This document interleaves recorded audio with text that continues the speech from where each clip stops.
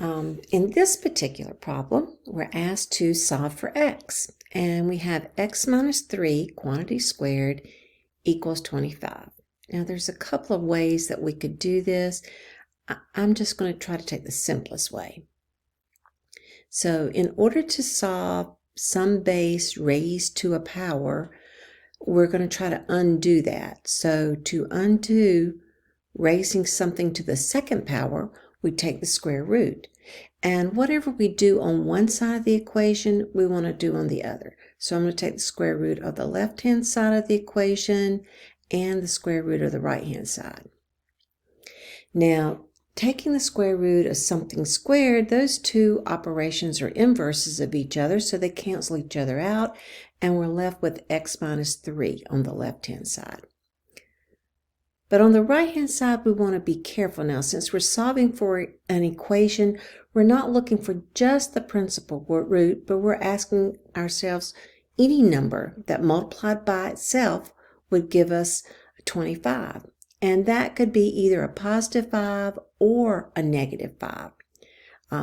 So I'm going to write it like this, plus or minus 5. We've got two possible answers here. So now our next step is to get the x by itself. So we're going to add 3 to both sides. Okay. Add 3. And all this is gone. So we're left with x equals, and we've got two possible answers. One could be a positive 5 plus 3, and a positive 5 plus 3 is 8.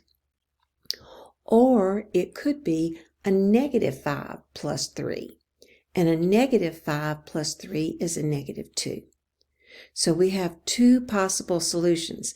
Now, I'd like to be able to go back and check those in my original problem. So if I go back up here to what we started off with and plug in an 8 and say, well, 8 minus 3, that gives me 5, and 5 squared does equal 25. So that checks. Then checking my other solution, negative 2 minus 3 squared. So that's a negative 5, and a negative 5 times itself. Negative 5 times negative 5 is a positive 25. So that solution checks. So our final answer is going to be 8 or negative 2.